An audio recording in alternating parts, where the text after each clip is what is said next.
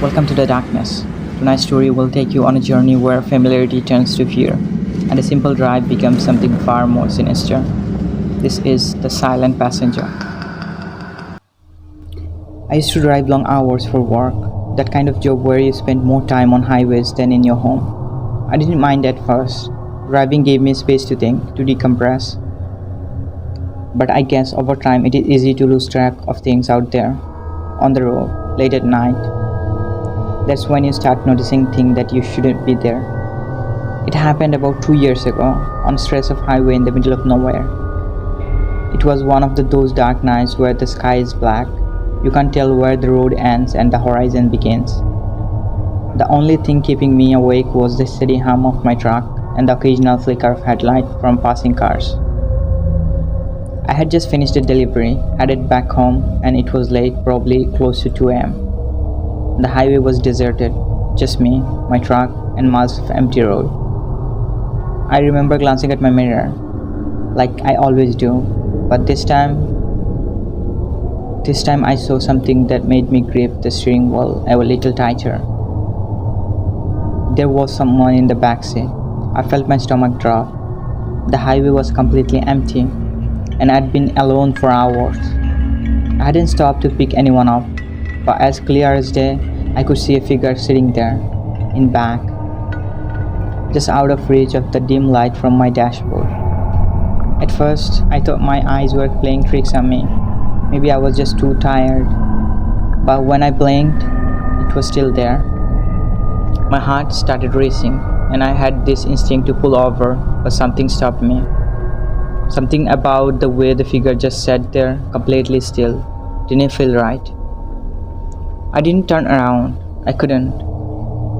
I just kept my eyes on the road, gripping the wheel so hard my knuckles turned white.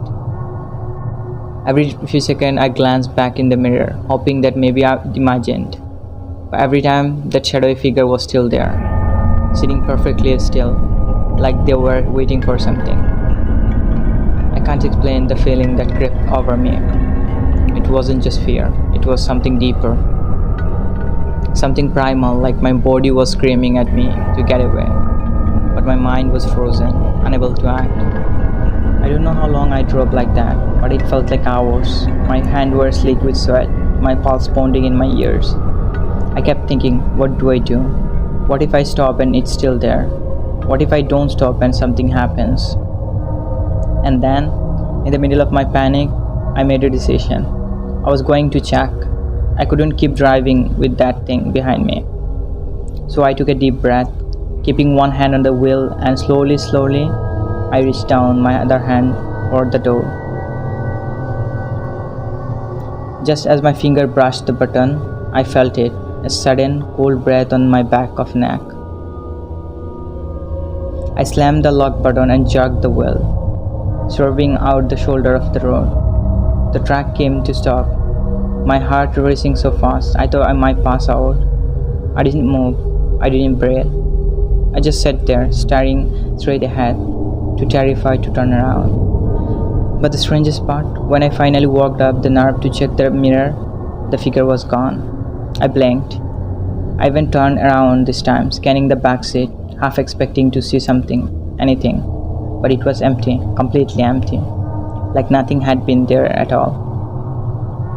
I sat there for long, trying to calm down, trying to convince myself that imagination, that maybe the shadow had played a trick on me. Eventually, I pulled back onto the road and drove the rest of the way in the silence, my hands still shaking on the wheel. For weeks after that, I avoided driving at night. I didn't tell anyone what happened because, honestly, I wasn't sure about it.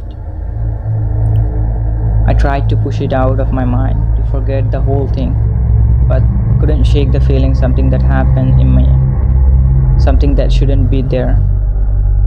I thought maybe it's over, maybe it was just a one-time thing. But then, about a month later, it happened again. This time, I was driving a different route, on a well-traveled road. It was early evening, not even dark yet. I wasn't thinking about the first incident anymore. But as I came to stop at an red light, I glanced in the rearview mirror, and there it was, the same figure sitting in the back seat. as still as before. I froze, my chest tightened, and my breath caught in my throat. It was impossible. I'd been alone the whole time. How could I? How could there be someone again? I didn't move, even blink. The light turned green, but I couldn't bring myself to press. I just sat there, staring into the mirror, trying to comprehend what I was seeing. And then, slowly, the figure leaned forward. This time, I saw it. Its face, if you could call it a face, was nothing but shadow, dark, indistinct. But I could feel its presence. It was cold, impossibly cold. It leaned so close I could almost feel its breath again, just inches away from my back of neck. Then, just as suddenly as before, it was gone. I don't know what it was. I still don't. But after that, I stopped driving at night altogether. I sold the truck, got rid of it. I don't know, it was cursed or something was following me, but I couldn't take that risk. Even now, then, though I catch myself glancing into the rearview mirror of my new car, just to make sure that there was no one, nothing, in the backseat. Because I know deep down that whatever it was, it's not done with me yet. Thanks for joining me tonight. Sometimes what we fear most isn't what we see, but what we can't see. If you ever find yourself alone in a car, take one last glance in the mirror before you drive off.